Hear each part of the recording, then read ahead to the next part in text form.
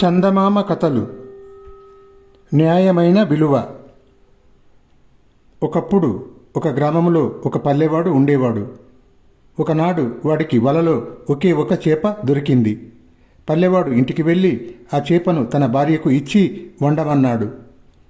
వాడి భార్య చేపను చీల్చేసరికి దాని పుట్టలో నుంచి గోలీకాయ ప్రమాణం గల వజ్రం బయటికి వచ్చింది. ఈ చేపను వండకు, అలాగే ఉప్పులో ఉంచు. నేను వజ్రాన్ని నగరులో అమ్మి వేలకు వేలు తెస్తాను. తర్వాత మనం సుఖంగా ఉండవచ్చు అని భార్యతో చెప్పి పల్లెవాడు నగరానికి బయలుదేరాడు. కానీ దారిలో వాడికి ఒక సందేహం వచ్చింది. వజ్రాన్ని అమ్మటం తేలిక పని కాదు. రత్నవర్తకులు దాని విలువ ఇయ్యరు. తాను పేచీ పెడితే రాజభటులకు అప్పగిస్తారు. తనకు వేలకు వేలు రావు సరికదా, కారాగృహ ప్రాప్తి కూడా కలగవచ్చు. అందుచేత పల్లెవాడు ఆ వజ్రాన్ని తీసుకుపోయి కానుకగా ఇచ్చి రాజుగారు ఏమి బహుమతి ఇస్తే అది పుచ్చుకుందామనుకున్నాడు. ఈ నిశ్చయంతో వాడు ఏకంగా రాజభవనానికే వెళ్ళాడు. వాణ్ణి ద్వారపాలకుడు ఆపి లోపలికి వెళ్ళనివ్వక, నీకు రాజభవనంలో ఏం పని అని అడిగాడు. రాజుగారి దర్శనం చేసుకోవాలి అన్నాడు పల్లెవాడు. ద్వారపాలకుడు విరగబడి పెద్దగా నవ్వి, మహారాజు గారు ఈ మొహానికి దర్శనం ఇవ్వకేం అన్నాడు. పల్లెవాడికి ఆవేదన పుట్టుకు వచ్చింది. నేను ఎలాగైనా రాజుగారిని చూసి తీరాలి. నేను వారిని ఏమీ కోరను. ఒక వస్తువు వారికి అందజేసి నా దోవన నేను పోతాను అన్నాడు వాడు ఆదుర్దాగా. వాడి పని ఏమిటో తెలుసుకోవాలని ద్వారపాలకుడికి ఆసక్తి పుట్టుకొచ్చింది. వాడు పల్లెవాడితో, చూడు తమ్ముడు, నిన్ను లోపలికి పోనిచ్చానో నన్ను ఉరి తీసేస్తారు. రాజుగారికి నీవు ఇయ్యదలిచినదేమిటో నాకిస్తే నేను తిన్నగా రాజుగారికి ఇచ్చేస్తాను. నీవు తెచ్చిన వస్తువు ఏమిటో చూపించు అన్నాడు. గత్యంతరము లేక పల్లెవాడు వజ్రాన్ని ద్వారపాలకుడికి చూపాడు. ద్వారపాలకుడు ద్వార రక్షణకు మరొక భటుణ్ణి తన స్థానంలో నియమించి వెళ్ళిపోయాడు. వాడు కొంతసేపటికి దోవతుల చాపుతో తిరిగి వచ్చి, నీ వజ్రాన్ని రాజుగారికి ఇచ్చాను. వారు నీకు ఈ బట్టలు బహుమతి ఇచ్చి పంపమన్నారు అని చెప్పాడు. పల్లెవాడికి గుండె జారిపోయింది. రాజుగారు ఇచ్చిన బహుమానం ఇంతేనా, ఇంకేమీ ఇయ్యలేదా అని వాడు అడిగాడు. నీవిచ్చిన గాజుపూసకు బట్టలు పెట్టి పంపక అర్ధరాజ్యం ఇస్తారు అనుకున్నావా? పద పద అని ద్వారపాలకుడు పల్లెవాణ్ణి అదిలించాడు. పల్లెవాడు ఒక్క నిట్టూర్పు విడిచి ఇంటి దారి పట్టాడు. ఇంతకు ద్వారపాలకుడు ఆ వజ్రాన్ని రాజుగారికి ఇవ్వనేలేదు. వాడు మర్నాడు గొప్ప రత్నవర్తకుడి వద్దకు వెళ్ళి పల్లెవాడు ఇచ్చిన వజ్రాన్ని చూపి, కొంటారా, ఎంతకు కొంటారు అని అడిగాడు. రత్నవర్తకుడు ఆ వజ్రాన్ని పరీక్షించి అది అపూర్వమైనది, విలువగలది అని గ్రహించి, ఇది నీకు ఎలా వచ్చింది అని ద్వారపాలకుణ్ణి అడిగాడు. మా బంధువు ఒక ఆయన సముద్ర వ్యాపారం చేస్తాడు. ఆయన పాత బాకీ కింద నాకు ఈ వజ్రాన్ని పంపాడు అని ద్వారపాలకుడు అన్నాడు. రత్నవర్తకుడు 5,000 ఇస్తాను అన్నాడు. ద్వారపాలకుడు బేరం చేశాడు. 10,000 ఇస్తాను, ఇష్టమైతే అమ్ము, కాకపోతే మరెవరికైనా నువ్వు అమ్ముకోవచ్చు, ఆఖరు మాట చెప్పాను అన్నాడు రత్నవర్తకుడు. ద్వారపాలకుడు వజ్రాన్ని వర్తకుడికి ఇచ్చి 10,000 పుచ్చుకొని వెళ్ళిపోయాడు. కనీసం 25,000 విలువ చేసే వజ్రాన్ని ఎవరు కొంటారా అన్న సమస్య రత్నవర్తకుడికి పట్టుకున్నది. ఆయన దాన్ని తెచ్చి రాజుగారికి అమ్మజూపాడు. రాజుగారు ఆ వజ్రాన్ని తన ఆస్థాన నిపుణులకు చూపించగా వారు దాన్ని పరీక్షించి దాని విలువ 30,000 దాకా ఉండవచ్చును అన్నారు. రాజు ఆ వజ్రాన్ని ఒక పరీక్షకు పెట్టగలందులకు తన అభ్యంతర గృహంలోకి వెళ్ళాడు. అక్కడ ఒక దేవి విగ్రహం ఉన్నది. రాజుగారు ఏదైనా విలువైన వస్తువులు కొనవలసి వచ్చినప్పుడు ఆ దేవి అభిప్రాయాన్ని అర్థించేవాడు. ఆ దేవి తన ఇష్టానిష్టాలను ఏదో ఒక సంజ్ఞ ద్వారా తెలియజేస్తూ ఉండేది. ఇప్పుడు కూడా రాజు అదేవిధంగా ఈ వజ్రాన్ని దేవి వద్దకు తీసుకుపోయి దాన్ని దేవి చేతిపైన ఉంచి కళ్ళు మూసుకొని ధ్యానించాడు. వెంటనే వజ్రం కింద పడిన చప్పుడు వినిపించింది. రాజు మరి 2 సార్లు వజ్రాన్ని దేవి చేతిపై ఉంచి ధ్యానించాడు. కానీ 2 సార్లు అది కిందనే పడింది. రాజు వజ్రాన్ని తీసుకొని రత్నవర్తకుడి వద్దకు తిరిగి వచ్చి, ఇది మంచి వజ్రమే అని నిపుణులు చెబుతున్నారు. అయితే దీని విక్రయంలో ఏదో అన్యాయం ఉన్నది. ఇది నీకు ఎలా వచ్చిందో, ఎంత కొన్నావో నిజం చెప్పు అన్నాడు. మహారాజా, నిజం దాచాలన్న తలంపు నాకు ఏ కోశానా లేదు. నేను దీన్ని 10,000 ఇచ్చి కొన్నాను. దీని విలువ అంతకంటే ఎక్కువే. కానీ మారుబేరానికి అమ్మేవాణ్ణి కనుక నేను కొన్న చోట పూర్తి విలువ ఇవ్వటం సాధ్యం కాదు. తక్కువకు కొని ఎక్కువకు అమ్మటమే నా వృత్తి కదా. ఇందులో అన్యాయం ఏమీ లేదు అన్నాడు రత్నవర్తకుడు. మరి దీన్ని నీకు అమ్మినవాడు ఎవరు అని రాజు అడిగాడు. తమ రాజప్రాసాద ద్వార రక్షకుడు అని రత్నవర్తకుడు చెప్పాడు. రాజు ద్వారపాలకుణ్ణి పిలిపించి, నీవు ఈ రత్నవర్తకుడికి ఈ వజ్రాన్ని అమ్మావట, ఇది నీకు ఎలా లభించింది అని అడిగాడు. మహారాజా, మన్నించాలి, ఒక పల్లెవాడు దీన్ని నా వద్దకు తెచ్చి ఇచ్చి ఒక దోవతుల చాపు పుచ్చుకొని వెళ్ళాడు అన్నాడు ద్వారపాలకుడు. ఎవరు ఆ పల్లెవాడు, వాడి పేరేమిటి అని రాజు మళ్ళీ అడిగాడు. ద్వారపాలకుడు తనకు తెలియదు అన్నాడు. రాజుగారు మర్నాడు పల్లెవాళ్ళందరూ హాజరు కావలసిందని చాటింపు వేయించాడు. పల్లెవాళ్ళంతా వచ్చారు. వారుండే చోటికి రాజు మంత్రిని, రత్నవర్తకుణ్ణి, ద్వారపాలకుణ్ణి వెంటబెట్టుకొని వచ్చాడు. ద్వారపాలకుడు, పల్లెవాడు ఒకరిని ఒకరు గుర్తుపట్టారు. రాజుగారి తరఫున మంత్రి పల్లెవాన్ని వజ్రం గురించి అడిగి తెలుసుకున్నాడు. పల్లెవాడు జరిగినదంతా చెప్పి ఇంటికి వెళ్ళి ఉప్పులో ఉంచిన చేప ఖండాలను తెచ్చి వజ్రం ఉండిన చోట ఆనవాలు కూడా చూపాడు.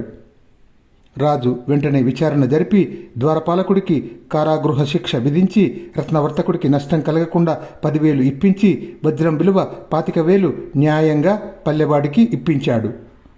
ఇంత తతంగం జరిగాక పల్లెవాడి కోరిక సిద్ధించింది. వాడు ఆ ధనం పెట్టుకుని తన భార్యతో హాయిగా జీవించాడు. వింత వేణువు. ఒక పేదవాడికి ఒక్కడే కొడుకు ఉండేవాడు. వాడు అతి దుర్బలుడు, పనిచేయటానికి బొత్తిగా పనికిరాడు. వాడి పేరు ఆనందుడు. తండ్రి ఆనందుణ్ణి చాలా కాలం తన రెక్కల కష్టంతోనే పోషిస్తూ వచ్చాడు. కానీ రాను రాను గంజికి కూడా కరువైపోయింది. అందుచేత తండ్రి ఆనందుణ్ణి ఎక్కడైనా పనికి కుదుర్చుదామనుకొని వాణ్ణి వెంటబెట్టుకొని బయలుదేరాడు. అయితే ఆనందుణ్ణి పనిలోకి తీసుకోవటానికి ఎవరూ ఒప్పుకోలేదు. చివరకు ఆనందుణ్ణి వాడి తండ్రి గ్రామాధికారి వద్దకు తీసుకుపోయాడు. గ్రామాధికారి వాణ్ణి పనిలోకి తీసుకున్నాడు. నిజానికి గ్రామాధికారి వట్టి కర్కోటకుడు. ఆయన వద్దకు పనివాళ్ళు ఎవరూ వచ్చేవారు కారు, వచ్చినా నిలిచేవారు కారు. ఏమీ లేని దానికన్నా గ్రామాధికారి కొలువే నయం గదా అనుకొని ఆనందుణ్ణి వాడి తండ్రి ఆయన వద్ద పనికి పెట్టాడు. ఇంకేమీ లేకపోతే వాడికి ఇంత తిండి అయినా దొరుకుతుంది. జీతము, బట్టలు మొదలైన విషయాలను గురించి ఏమీ చెప్పకుండానే గ్రామాధికారి ఆనందుణ్ణి పనిలో పెట్టుకున్నాడు. 3 ఏళ్లు పనిచేసినాక ఆనందుడు వెళ్ళిపోతానన్నాడు. గ్రామాధికారి వాడి చేతిలో 3 వెండి రూకలు పెట్టి, ఏడాదికి రూక చొప్పున ఇచ్చాను, ఇక నీ దారిన నువ్వు వెళ్ళు అన్నాడు. 3 ఏళ్ల నాడు ఏ బట్టలతో వచ్చానో వాటితోనే పంపిస్తారా అని ఆనందుడు అడిగాడు. బట్టలిచ్చేటట్టు ముందుగా అనుకోలేదు, డబ్బిచ్చినదే ఎంతో ఎక్కువ అన్నాడు గ్రామాధికారి. ఆనందుడు ఆ 3 రూకలు తీసుకొని బస్తీకి బయలుదేరాడు. బస్తీకి వెళ్ళాలంటే కొండల మధ్య గల కనుమలో నుంచి వెళ్ళాలి. వాడికి ఆ కనుమలో ఒక బిచ్చగాడు అకస్మాత్తుగా ఎదురయ్యాడు. ఆ బిచ్చగాడు ఎంత ఎత్తుగా ఉన్నాడంటే వాణ్ణి చూసి భయపడి ఆనందుడు కెవ్వున కేక పెట్టాడు.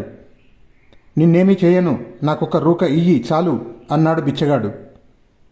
నా దగ్గర ఉన్నవే 3 రూకలు, వీటితో బట్టలు కొనుక్కోవాలి అన్నాడు ఆనందుడు. 3 రూకలు ఉన్నాయి గదా, నీవు 2 ఉంచుకొని నాకు 1 చూడు, నా బట్టలు నీ బట్టల కన్నా అన్యాయంగా ఉన్నాయి అన్నాడు బిచ్చగాడు. ఆనందుడు బిచ్చగాడికి 1 రూక ఇచ్చి ముందుకు సాగాడు. కొంత దూరం పోయాక మరొక కనుమ మలుపులో వాడికి మరొక బిచ్చగాడు ఎదురయ్యాడు. వీడు మొదటి బిచ్చగాడి కన్నా కూడా చాలా ఎత్తున్నాడు. ఈ బిచ్చగాడు కూడా మొదటివాడులాగానే ఆనందుడి వద్ద నుంచి 1 రూక పుచ్చుకున్నాడు. కనుమ చివరిలో ఆనందుడికి 3వ బిచ్చగాడు తగిలాడు. వాడు మిగిలిన 2 కన్నా చాలా ఎత్తున్నాడు. ఆనందుడి దగ్గర మిగిలి ఉన్న రూక ఇచ్చేసేదాకా వాడు వదలలేదు. బిచ్చగాడి దీన స్థితి చూసి ఆనందుడు 3వ రూక కాస్త వాడి చేతిలో పెట్టేశాడు. ఆనందుడి నుండి 3వ రూక తీసుకున్న బిచ్చగాడు వెంటనే వెళ్ళిపోక, నీ దగ్గర ఉండే 3 రూకలు బిచ్చగాళ్లకు ఇచ్చేశావు. రూకకు 1 వరం చొప్పున కోరుకో, అన్నిటికన్నా నీకు ఏమి ఇష్టమో చెప్పు అన్నాడు. ఆనందుడు కొంచెం ఆలోచించి, కృష్ణుడు వేణువు ఊదుతుంటే గోపకులు గోపికలు నృత్యాలు చేసి మైమరచేవారట, అట్లా వినేవారిని మైమరపించి నృత్యాలు చేసేటట్టుగా చేసే వేణువు కావాలి అన్నాడు. ఈసారి అంతకన్నా మంచి వరం కోరుకో అన్నాడు బిచ్చగాడు. ఎంత దూరాన ఉండే వస్తువునైనా గురిగా కొట్టగల ఉండేలు బద్ద కావాలి అన్నాడు ఆనందుడు. ఇటువంటివి కోరుకున్నావేమిటి? నిజంగా పనికి వచ్చే కోరిక కోరుకో, ఇంకొక వరమే ఉన్నది అన్నాడు బిచ్చగాడు. నేను ఎవరిని ఏది అడిగినా వెంటనే వాళ్ళు నాకు అది ఇవ్వాలి. ఇంతవరకు నా జీవితంలో అట్లా జరగలేదు అన్నాడు ఆనందుడు. ఈసారి కాస్త మంచి కోరికే కోరావు, నీ 3 కోరికలు తీరుతాయిలే అంటూ బిచ్చగాడు వెళ్ళిపోయాడు. ఆనందుడు కొండల్లోనే ఒకచోట ఎండవేళ పడుకొని నిద్రలేచేసరికి వాడి ప్రక్కన ఒక వేణువు, ఒక ఉండేలు బద్ద పెట్టి ఉన్నాయి. వాడు సంతోషంగా వాటిని తీసుకొని బస్తీకి చేరుకున్నాడు. బస్తీలోన వాడు దుకాణాల వద్దకు వెళ్ళి తనకు కావలసిన దుస్తులు అడిగి తీసుకున్నాడు. ఎవరినో అడిగి గుర్రం తీసుకున్నాడు. వాడు అడిగితే చాలు పరమలోపులు కూడా అడిగిన దాన్ని కాదనకుండా ఇచ్చేశారు. వాడు గుర్రమెక్కి తన గ్రామానికి తిరిగి వచ్చాడు. అక్కడ వాడికి గ్రామాధికారి కనిపించాడు. ఆనందుడు గుర్రాన్ని ఆపి, దండాలు బాబుగారు అన్నాడు. గ్రామాధికారి వాణ్ణి చూసి నిర్ఘాంతపోయి, అరే ఇంతలోనే పెద్ద మనిషివై పోయావే అన్నాడు. అంతా కలిసి వచ్చిందిలేండి అన్నాడు ఆనందుడు. చేతిలో వేణువు కూడా పట్టావా? పని మానేసి సంగీత విద్వాంసులు అవుతావా ఏమిటి అని గ్రామాధికారి అడిగాడు వెటకారంగా. దానికేముందిలేండి, ఈ వేణువు కన్నా గొప్పది ఈ ఉండేలు బద్ద. దీనితో ఎంత దూరాన ఉన్నదాన్నైనా కొట్టగలను. దూరాన ఆ తాటి చెట్టు మీద కూర్చున్న పక్షిని కూడా కొట్టగలను అన్నాడు ఆనందుడు. నీ మొహము అన్నాడు గ్రామాధికారి. పందెం వేయండి చూద్దురుగాని అన్నాడు ఆనందుడు.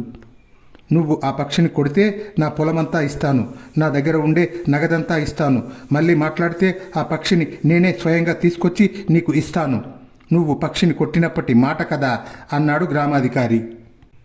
ఆనందుడు ఉండేలు బద్దతో తాటి చెట్టు మీద ఉన్న పక్షిని పడగొట్టాడు. అది తాటి చెట్టు చుట్టూ ఉన్న రక్కిస పొదల్లో పడింది. గ్రామాధికారి ఆ పక్షిని తీసుకురావటానికి రక్కిస పొదల్లోకి వెళ్ళవలసి వచ్చింది.